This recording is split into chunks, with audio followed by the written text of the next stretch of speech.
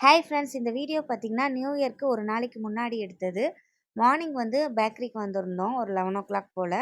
பார்த்தீங்கன்னா, எங்க ஏரியாலே வந்து நெறையா பேக்கரி இருக்கு. பட் இந்த ஒரு பேக்கரியில மட்டும் தான் ஐஸ் கேக்ஸ் கிடைக்கும். எப்பயுமே இருக்கும்.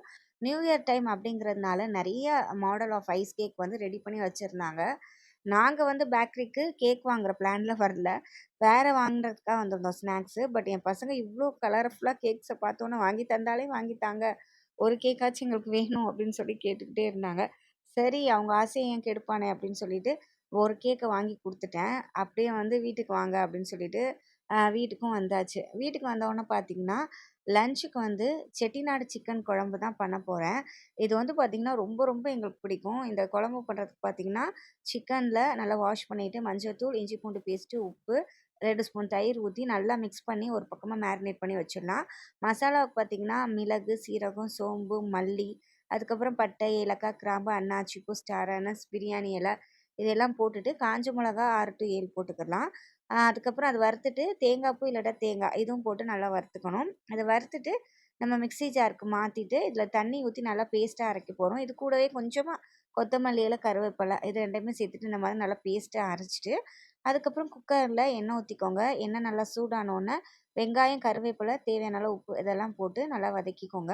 வெங்காயம் நல்லா வதங்கினோனே, இஞ்சி பூண்டு பேஸ்ட்டு, தக்காளி இதையும் சேர்த்து வதக்கிட்டு, நம்ம மிக்ஸ் பண்ணி வச்சிருந்தோம் சிக்கன் அதையும் சேர்த்துட்டு, அரைச்சு வச்ச மசாலா அதையும் சேர்த்துட்டு நல்லா வந்து மிக்ஸ் பண்ணிக்கோங்க. மிக்ஸ் பண்ணுறப்பவே பார்த்தீங்கன்னா, செம்மையா இருக்கும் டெம்ப்டிங்கா சாப்பிடுற மாரி.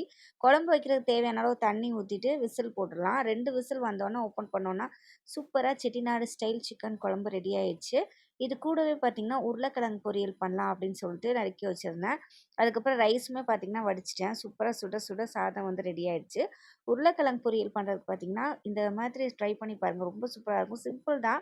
கடுகு, உளுந்து, கருவேப்பிலை போட்டுட்டு, அதுக்கப்புறம் உருளைக்கிழங்கு போட்டுக்கோங்க. இஞ்சி பூண்டு பேஸ்ட்டு, தேவையான அளவு உப்பு, மிளகாய் தூள், மஞ்சள் தூள், மல்லித்தூள், கொஞ்சமா சீரகத்தூள் இதெல்லாம் போட்டு நல்லா வந்து மிக்ஸ் பண்ணிக்கோங்க.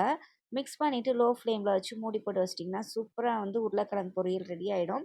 உருளைக்கிழங்கு பொரியல் வந்து எப்பயுமே நாங்க எந்த ஒரு குழம்பு வச்சாலும் உருளைக்கிழங்கு இருந்துச்சு அப்படின்னா கண்டிப்பா பண்ணிடுவோம். ஏன்னா வந்து இது எங்க வீட்ல எல்லாருக்குமே ஃபேவரைட்.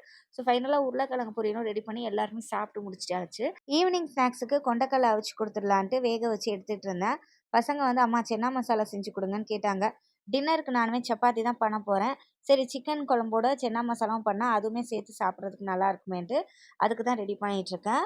வெங்காயம், உப்பு போட்டு வதக்கிட்டு, அதுக்கப்புறம் இஞ்சி பூண்டு பேஸ்ட் சேர்த்து அதையும் வதக்கிக்கணும். நல்லா வதங்கினோனே தக்காளி சேர்த்து அதையும் வதக்கிட்டு, இதுக்கு மசாலா பார்த்தீங்கன்னா, நம்ம பச்சை மிளகாய் சேர்க்க போறோம். அதுக்கப்புறம் வதக்கிட்டு மஞ்சள்தூள், மிளகாய்த்தூள், கரம் மசாலா, கொஞ்சமா சீரகத்தூள் அவ்வளோதான். இத சேர்த்து நல்லா மிக்ஸ் பண்ணிட்டு 1 நிமிஷம் போல, அதுக்கப்புறம் நம்ம வேக வச்ச சென்னாவ வந்து நல்லா தண்ணியோட சேர்த்துக்கோங்க. அப்பதான் வந்து சூப்பரா இருக்கும். இது வந்து கொதிக்கிற கேப்ல நம்ம வந்து 1 ஸ்பூன் கார்ன்ஃப்ளவர நல்லா தண்ணீல கரைச்சிட்டு, நல்லா கொதிச்ச உடனே நம்ம வந்து இந்த கார்ன்ஃப்ளவர வந்து சேர்க்க போறோம். சேர்த்துட்டு அதுக்கப்புறம் ஒரு கொதி விட்டுட்டு நம்ம ஆஃப் பண்ணிட்டோம்னா, சூப்பரா வந்து சென்னா மசாலா குழம்பு ரெடி ஆயிடும். இது கூட லாஸ்ட்டா வந்து கொத்தமல்லி இல, இல்ல கஸ்தூரி மேத்தி கூட நீங்க சேர்த்துக்கலாம்.